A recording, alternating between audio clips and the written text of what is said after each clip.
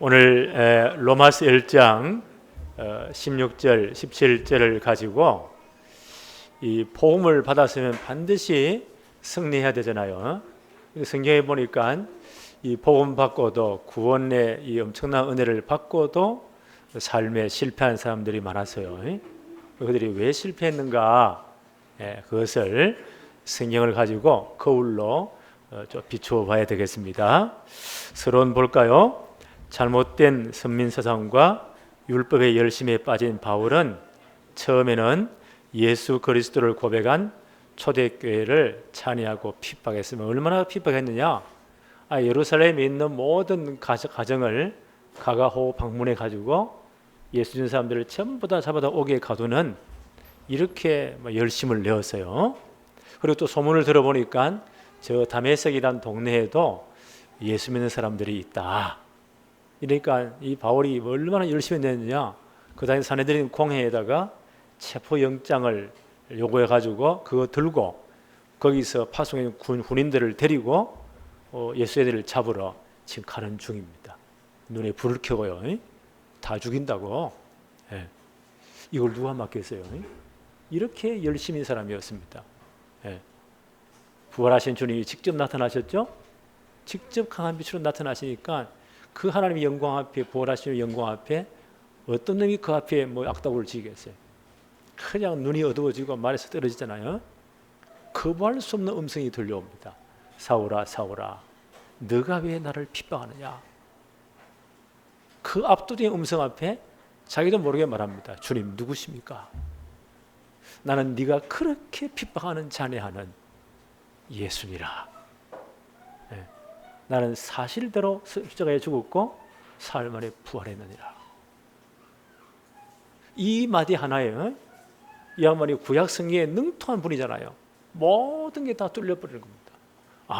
이분이 구약 성경 전체에서 예언된 처음부터 말씀하신 창세기 3장 15절의 주인공 그리스도이시구나. 과연 성경의 예언대로 십자가에 죽으셨고 모든 문제를 끝내셨고 부활하셨구나. 그 앞에 완전 무릎을 꿇습니다. 진짜 복음을 체험한 거예요. 그리고 정말 복음화 된 거예요. 이 체험이 평생 이분을 이방인의 사도로 복음에 승리하게 만듭니다. 그러면서 이분이 지금 로마서는 이제 3차 전도행 마치고 예루살렘 가서 모든 선교 보고를 마치고 그 예루살렘 교회에서 파송해 줌으로 로마를 가기를 원했어요. 가는 길에 이제 고린도에서 한 3개월 정도 머물러요. 그때 로마에 있는 성도들이 너무 보고 싶어서 편지를 미리 쓰는 거예요. 복음이 무엇인가? 정말 바울을 바울되게 한 이 복음이 어떤 것인가를 설명해 주는 겁니다. 결론부터 말해서요. 나는 복음을 부끄러워하지 않는다. 왜냐하면 이 복음은 모든 믿는 자를 구원하시는 하나님의 능력이 된다. 첫째는 유대인들이 복음을 받았다는 거의 실패해서요. 복음 받고도. 둘째는 그 다음 헬라인들에게도 모든 이방인들이 복음이 전개돼야 된다. 그래서 의인은 이 복음을 믿는 믿음으로 사는 것이다. 내가 이 복음의 풍성함을 말하게 주기 위해서 난 로마를 가기를 원한다. 그런데 많은 성경에 보니까요, 이 복음 받고도 구원의 축복을 누리고도 실패하는 분들이 굉장히 많아요. 이 성경의 기록들이에요. 이걸 우리의 거울로 봐야 되겠어요. 오늘 여러분 나올 때 거울 다 봤죠? 거울 보면서 다 꾸몄잖아요. 자기 모습을 보는 거예요. 성경은 우리의 거울과 같은 거예요. 왜 실패하는가를 우리는 봐야 되겠습니다. 첫째, 복음과 구원보다 애굽이 더 크게 보이는 거예요. 출애굽하고도 왜 식구들이 광야에서 실패했냐? 이 엄청난 복음과 구원보다 애굽이 더 크게 보이는 거예요. 하나님은 언약 성취에 정면 도전한 바로 왕과 애굽을 박살냈잖아요. 하나님 명령이 뭐죠? 피지사 데리러 나간다고 해라. 전 백성을 다 데리고 간다고 해라. 바로 왕이 이걸 용납할 리가 없지. 여호와는 누구며 피지사는 뭐냐? 나는 못한다는 거예요. 전 애굽이 보세요. 하나님의 언약을 막잖아요. 10가지 재앙으로 출애굽기 5장부터 12장까지 10가지 재앙이 나오죠. 애굽 전체가 박살납니다. 마지막 재앙이 뭐죠? 모든 장자를 다 죽이는 거예요. 애굽에 있는 모든 가정의 장자는 다 죽어요. 왜요? 이게 창세기 3장 문제니까. 네. 여기서 빠져나오는 길이 있어요. 하나님 제시한 길이죠. 양의 피 발라라. 그 양의 피 바른 가정만 죽음의 천사가 그날 넘어갔어요. 패스 오버. 그래서 6월절이라고 해요. 그날 빠져나옵니다. 이 엄청난 체험을 다 한 거예요. 네. 그러면 진짜 이제 할렐루야 하면서 나와야 되겠죠. 그리고 이들이 이제 하나님 어디로 인도하십니까? 홍해로 인도하십니다. 왜? 하나님 영광을 보이기 위해서. 애국 군대가 더 이상 따라오지 못하기 위해서. 그 애굽의 주력 부대를 홍해에 다 빠뜨려가지고 싹 다 죽여버릴 하나님의 계획이 있어요. 그 홍해 앞에 왔단 말이에요. 바로왕이 정신 차리고 보니까 전부 다 도망갔잖아요. 모든 최고의 부대들을 동원해가지고는 추격합니다. 앞에는 홍해, 뒤에는 뭐요? 애국 군인들 눈에 불을 켜워 죽이다 따라옵니다. 진짜 출애굽한 그 역사를 봤다면, 하나님 능력을 봤다면요, 정말 기도해야 되겠죠. 그건 당장 이 구원 받고 이 축복을 받고도요, 이런 문제 오니까 이스라엘 사람들이 어떻게 반응을 하죠? 그들의 어떤 본질이 막 나오는 거예요. 출애굽기 14장 11절로 12절에 이렇게 성경은 기록하고 있습니다. 그들이 또 모세에게 이르되 애굽에 매장지가 없어서 당신이 우리를 이끌어내어 이 광야에서 죽게 하느냐? 어찌하여 당신이 우리를 애굽에서 이끌어내어 우리에게 이같이 하느냐? 우리가 애굽에서 당신에게 이런 말이 이것이 아니냐? 이러기를 우리를 내버려 두라. 우리가 애굽 사람을 섬길 것이라 하지 아니하더냐? 애굽 사람을 섬기는 것이 이 광야에서 죽는 것보다 낫겠노라. 이 엄청난 구원을 체험하고도 보세요. 이 당장 이 문제 오니까 하나님 원망하는 거예요. 네? 괜히 예수 믿었다는 거예요. 괜히 애굽에서 나왔다는 거예요. 차라리 애굽 사람의 성경이 훨씬 낫지 않느냐.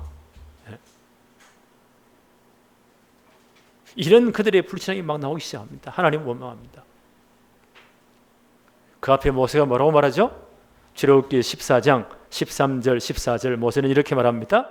모세가 백성에게 이르되 너희는 두려워하지 말고 가만히 서서 여호와께서 오늘 너희를 위하여 행하시는 구원을 보라. 하나님이 구원하셨다면 그 다음 우리의 모든 걸 책임지십니다. 하나님이 행하시는 구원을 보아라. 너희가 오늘 본 애굽 사람을 영원히 다시 보지 아니하리라. 여호와께서 너희를 위하여 싸우시리니 너희는 가만히 있을지니라. 진짜 우리가 복음을 구원받았습니까? 우리가 감당 못할 문제가 왔습니까? 홍해를 어떻게 흐른단 말이에요. 그렇죠? 뒤로 물러서면 애국 군인들의 창에 칼에 다 찔려 죽는 거예요. 만약 앞으로 용기 있게 나간다, 물에 다 빠져 죽는 거예요. 진퇴양난이라 하죠. 진짜 하나님의 주신 이 구원을 체험했다면 어떻게 해야 돼요? 하나님이 진짜 하실 것이다. 차라리 가만히 있는 게 나아요. 모세는 뭐라고 말했죠? 가만히 있어서 오늘 하나님이 너희를 위하여 행하시는 구원을 보아라. 저 뒤에 따라온 애국 군인들을 영원히 보지 못할 것이다. 이게 정상적인 신앙 아닐까요? 그런데 이분들 보세요. 전 이스라엘이 하나님 원망하고 모세를 원망합니다.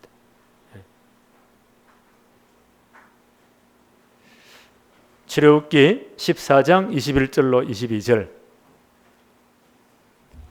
이렇게 기록되어 있어요.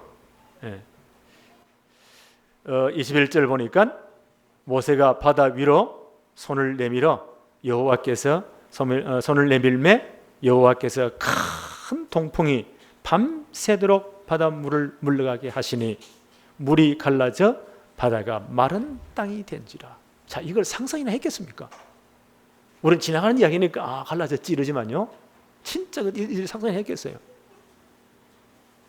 하나님이 진짜 하나님의 방법으로 밤새도록 통풍을 불었어요. 홍해를 갈라버리는 거예요. 그 홍해가 보세요. 그 가운데 마른 땅이 고속도로가 열린 거예요. 이게 하나님의 방법입니다. 어떻게 했다고요?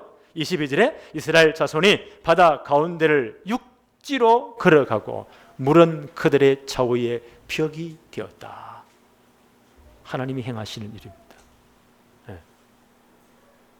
엄청나잖아요. 자, 이 엄청난 축복을 체험하고 그들이 홍해를 건넜어요. 얼마나 흥분됐겠어요. 그리고 이제 출애굽한 지 한 2달 보름 정도, 2달 보름이 지나갔어요. 그들이 신광야에 이릅니다. 물도 없고 음식도 다 떨어졌습니다. 사람이 진짜 먹을 게 없으면 비참해지거든요. 물도 없고 음식도 떨어지고, 이렇게 이들의 어떤 불신앙이, 영적 상태가 또 나옵니다. 꼭 우리 같죠? 영적 상태가 또 나오는 거예요. 그 엄청난 축복을 보고도요, 2달 15일이 지나기 전인데도 또 이런 문제가 나옵니다. 출애굽기 16장 1절로 3절, 이스라엘 자손의 온 회중이 엘림에서 떠나 엘림과 시내산 사이에 있는 신광야에 이르니 애굽에서 나온 후 둘째 달 15일이라. 2달 이제 보름이 지나간 거예요.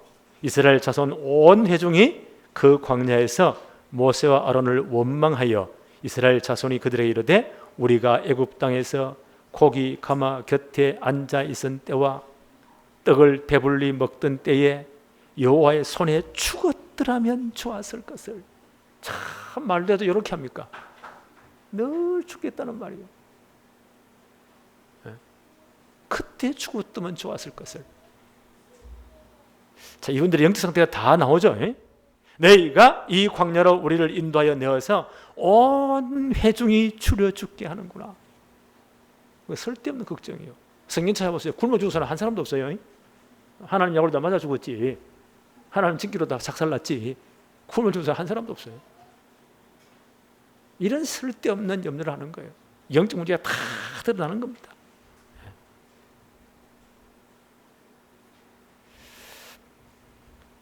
광야 40년 후입니다. 요 시점부터 40년 후에 한 세대가 다 바뀐 거예요.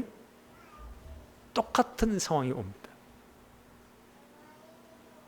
그 다음 일어날 때도 보세요. 똑같은 원망을 하는 거예요. 민수기 20장 1절로 5절에 똑같은 원망을. 이걸 우리는 영적 문제라고 합니다. 보고 들을 것이 굉장히 중요해요. 40년 뺑뺑 돌면서 보세요. 그 조상들이 한 걸 보고 들은 거지. 이것만 보고 들은 거예요.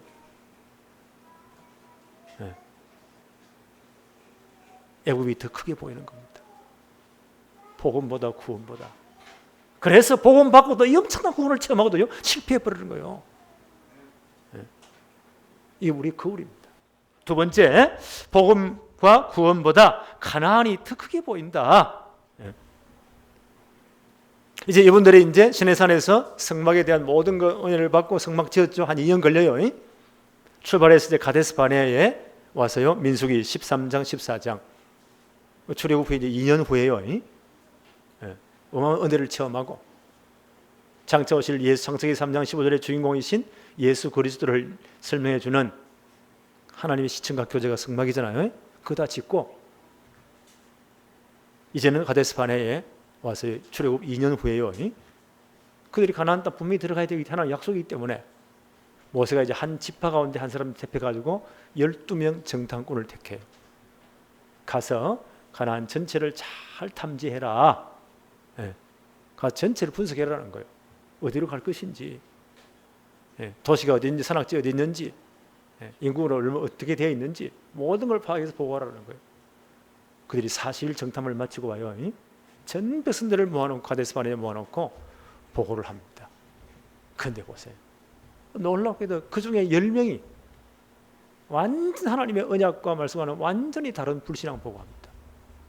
그곳에 가보니까 그 땅은 비옥하고 어마어마하고 그 성은 엄청나게 크고 성벽은 어마어마하고 거기는 네피림 후손, 아낙 자손 같은 거인들이 살고 우리를 그 사람이 비교해 보니까 우리는 메뚜기 같고 들어가면 다 맞아 죽습니다.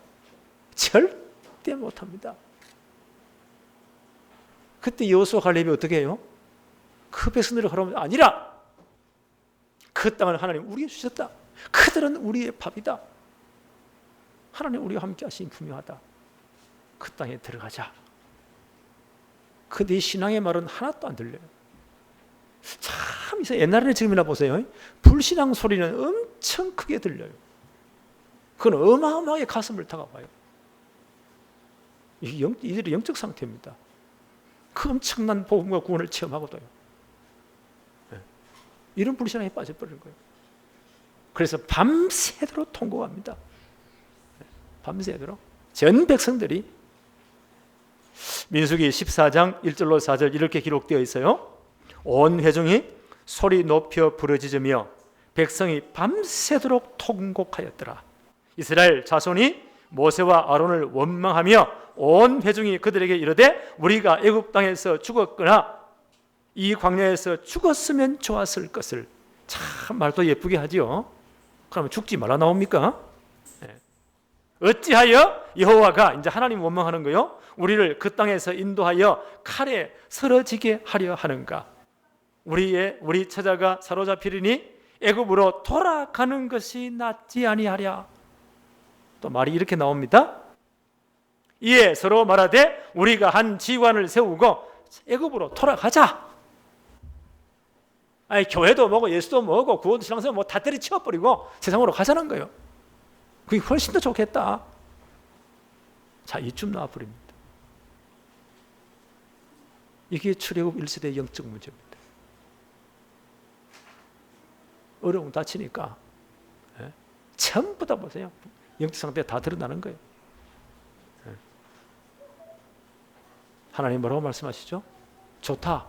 너희들이 말한 대로 죽는다고 하니까 그것도 불신앙 고백이잖아요.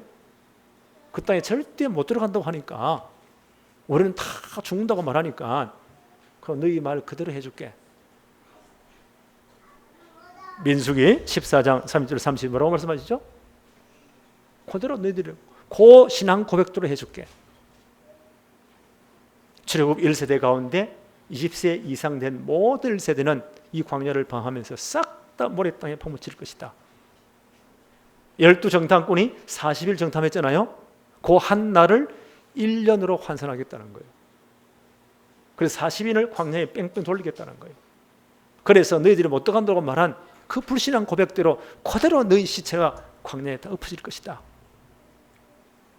출애굽할 때 20세 이하 광야에 태어난 그 다음 2세대를 통해서 가나안 데리고 들어가겠다는 거예요. 2년 지나왔잖아요. 40년이면 38년 남았잖아요. 뺑뺑이 돌아온 겁니다. 돌면서 뭐 했을까요? 장례식 했습니다. 출애굽할 때 인구조사 했잖아요. 20세 이상 싸움에 나갈 만한 장정이 얼마나 왔다고요? 60만이에요. 그 출애굽 1세대를 38년 돌면서 광야에 전부 다 장례식 해버립니다. 38년 역사를 잘 보세요. 장례식 한 것밖에 없어요. 이 엄청난 구원을 받고도 이 복음을 체험하고 보세요. 다 실패해버린 거예요. 우리 신앙생활 이래 되면 되겠습니까? 40년 뺑뺑 돌면서 전부 다 실패하고 광야에 모래땅에 묻혔다니까요. 신앙생활 연조를 자랑하지 마세요. 오랫동안 해서 믿음이 좋아집니까?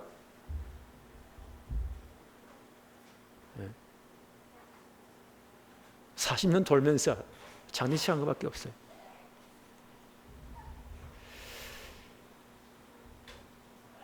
이제 그 다음 세대가 출애굽 2세대죠.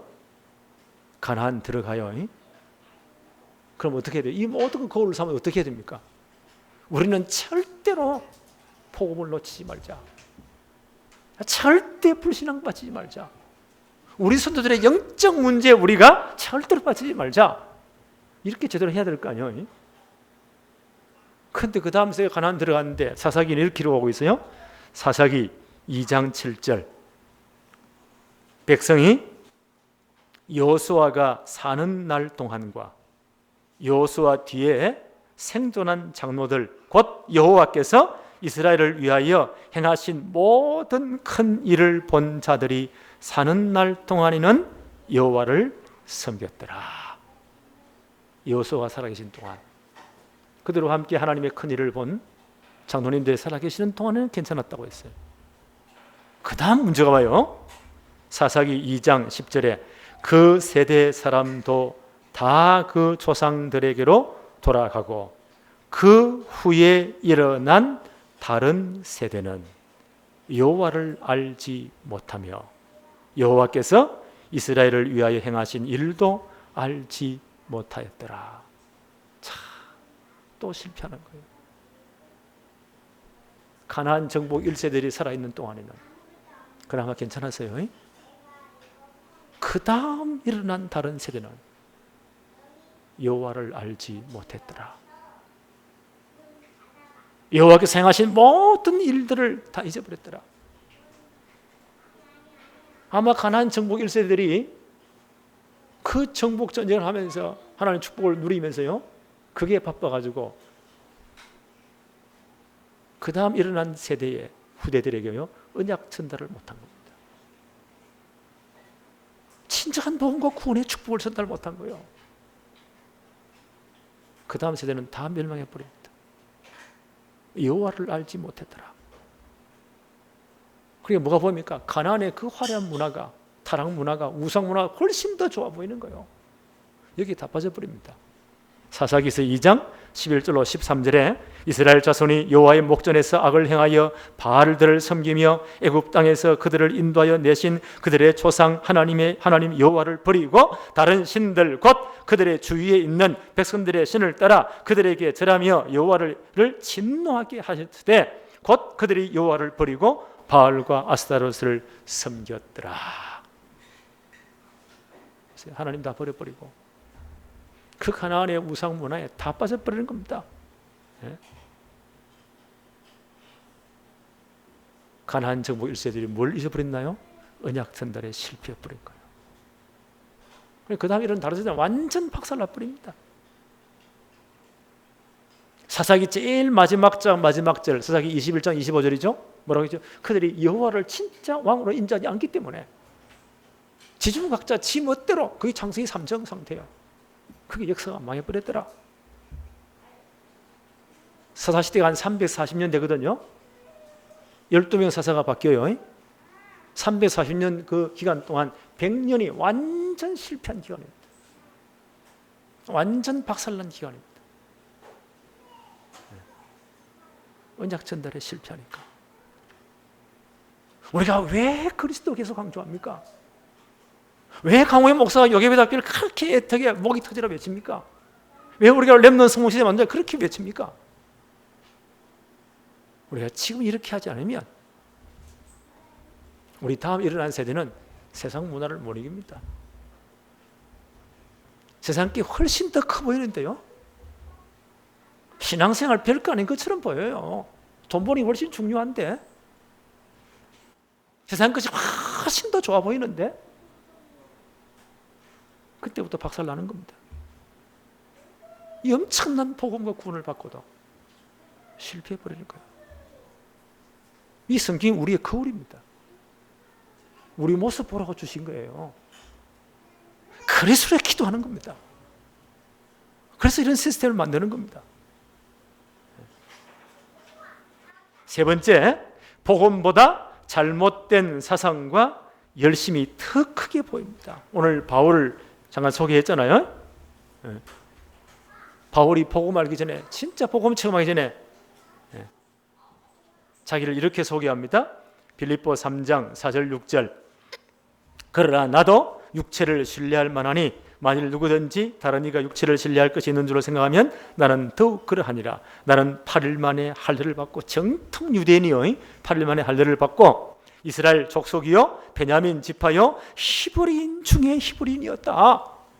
그 당시 디아스포라된 모든 유대인 공동체에서는요, 이 구약 성경을 그때는 헬라어로 번역되었거든요. 그걸 셉투아진트라고 해요.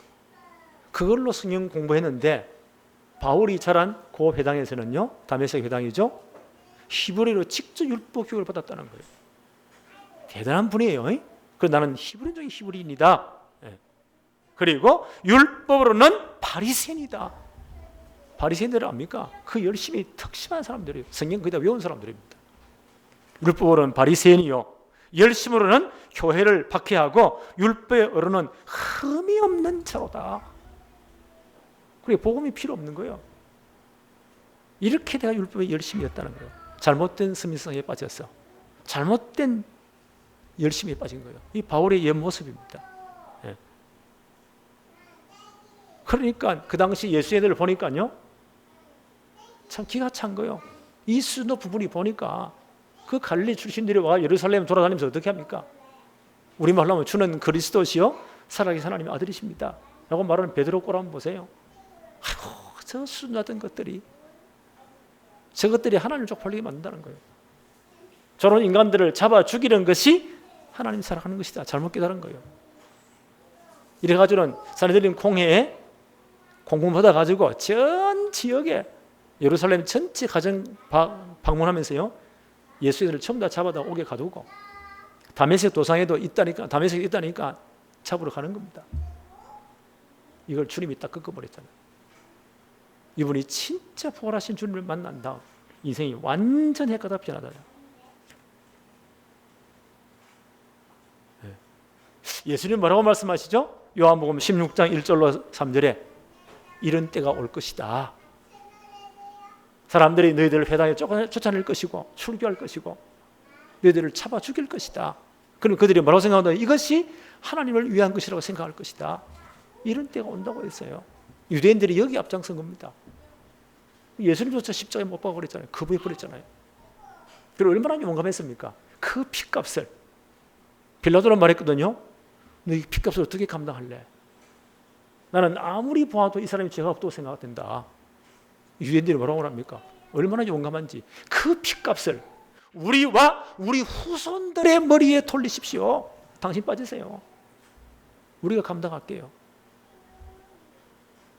그리고 그리스도를 거부해버립니다. 십자가에 못 박아 고함 지릅니다. 그 핏값이 그대로 다 돌아가는 겁니다. 우리 역사를 보아 알잖아요. 복음보다 잘못된 선민 세상에 빠졌어. 잘못된 열심이 빠져가지고 복음은 그리스도를 거부해버립니다.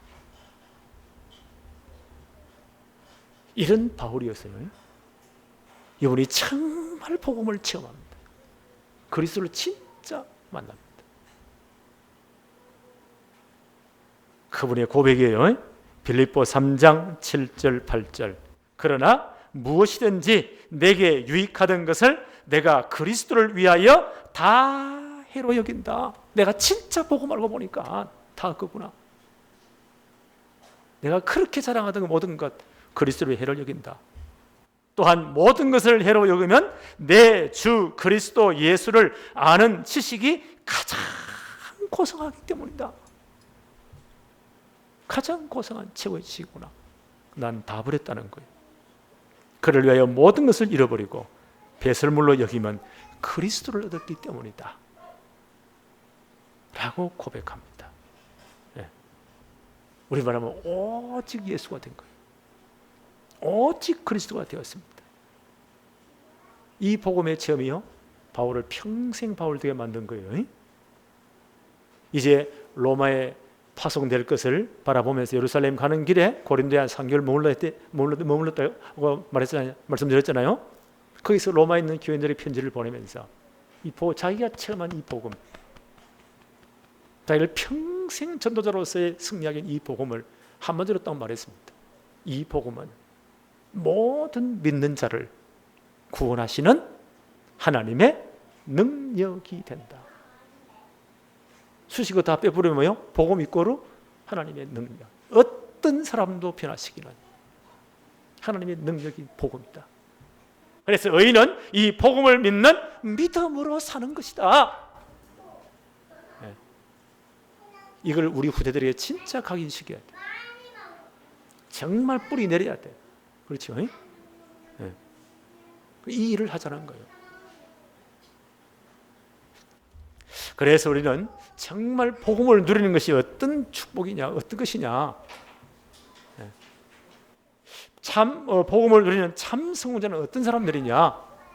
우리 이미 답을 알고 있잖아요. 우리 237 나라 빈 곳 보아야 돼요.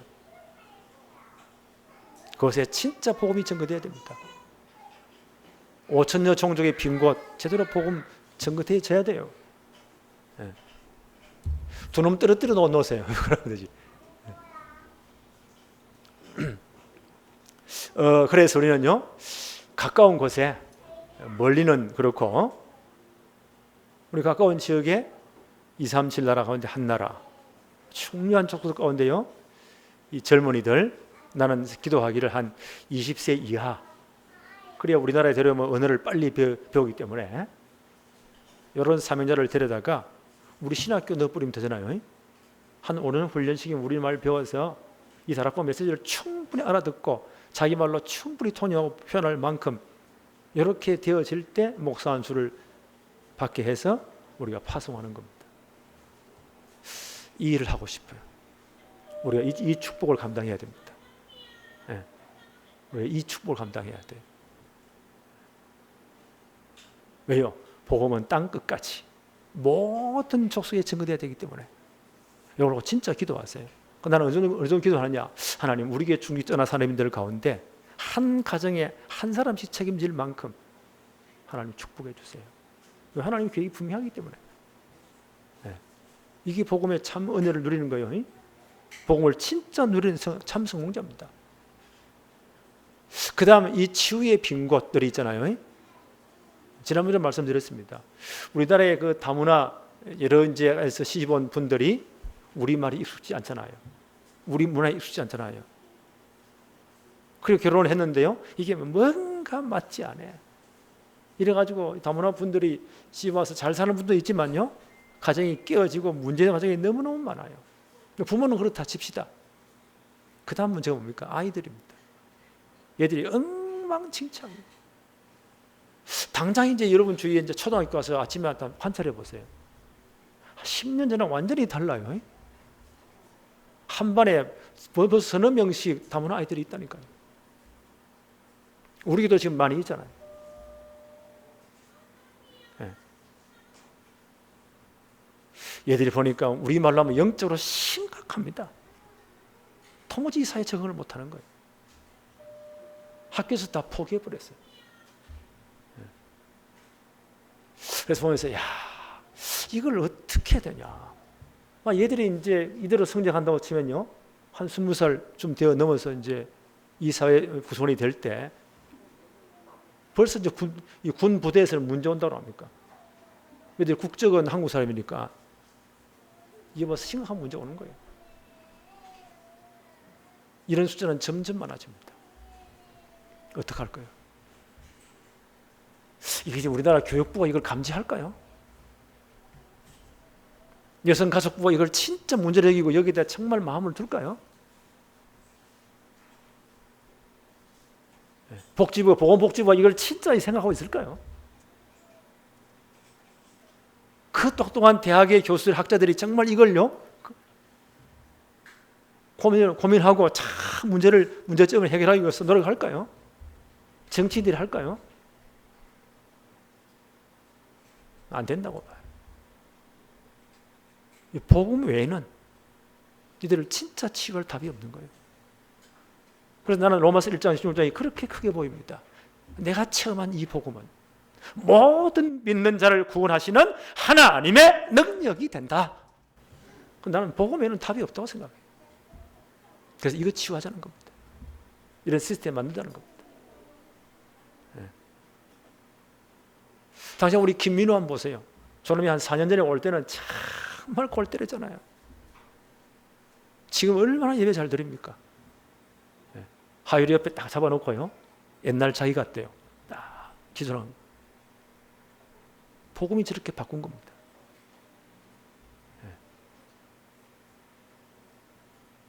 이 사회 가자는 겁니다. 우리 교회가 감당할 데가 없습니다. 이게 복음의 빈 곳이에요. 그래서 기도해야 돼요. 그 다음 우리 렘넌트를 진짜 서밋으로 만들어야 됩니다. 영적 서밋부터 만들어야 돼요. 예배에 승리하도록, 진짜 복음 가기 뿌리 체제도 예배에 승리하도록 영적 서밋 만들어야 됩니다. 그리고요, 세상 실력에도 절대 뒤지지 않도록 기능 서밋 만들어야 돼요. 그리고 이 시대의 문화 바꿀 만큼 문화 서밋 만들어야 돼요. 그래서 현장에 지분해야 됩니다. 그래서 제가 기도하는 겁니다. 하나님, 주로 이 아이들이 보니까요, 청소년들이 금요일 밤 다 무너져요. 아이들이 이렇게 말해요. 불타는 금요일. 거의 다 세상 문화가 얼마나 흡인력이 강합니까? 다 무너지는 거예요. 토요일을 다 무너지는 거예요. 주일까지 마찬가지예요. 이걸 거꾸로 이용하자는 겁니다. 나는 앞으로요, 코로나 끝나면 금요일 날 전 우리 부모들 렘넌트 다 모여서 뜨겁게 기도하고 찬양하고 영적으로 진짜 힘없고, 예배당이 좁으로 넓으면요, 여기 방들이 있으면 교사들과 함께 포럼도 하고 함께 자기도 하고, 토요일 날 보세요, 우리 다락방만이 있는 문화 컨텐츠, 복음 컨텐츠예요. 핵심 모임이 있잖아요. 이게 수십 년 된 거예요. 그냥 한 게 아닙니다. 영적으로 이만큼 쫙 다져진 겁니다. 이걸 놓치면 안 돼요. 집에서 요즘 뭐 인터넷 다 되니까 들으면 되지요. 집에서 예배 한번 들어보세요. 삐뚤하게 넘어가지고 차 마시고 가면서 전화 받아 가면서 잘 안 됩니다. 마지막 때가 되면서 뭐라고요? 모이기를 힘쓰라고 했어요. 그 토요일 날 다 모으는 겁니다. 파트별로 모여서, 우리 영상이 요즘 얼마나 좋습니까? 은혜 받고 함께 포럼하고, 이 뭐 최근 메시지 뭐요? 말씀을 편집해라. 좀 어렵게 들리죠? 내게 잘 맞도록 골라내라는 겁니다. 내게 진짜 적용시키라는 겁니다. 함께 포럼하라는 겁니다. 그리고 나는 앞으로 예배당이 아무리 커도요, 전 랩런트를 다 모아놓고 함께 청소하고, 오해는 뭐합니까? 학업 캠프도 하고, 대학생들 선배들로 뭐합니까? 아이들 다 모아놓고 공부도 가르치고 운동도 하고, 상담도 해주고, 주일 오전까지 그렇게 뜨겁게 예배 드리고 신앙으로 가는 겁니다.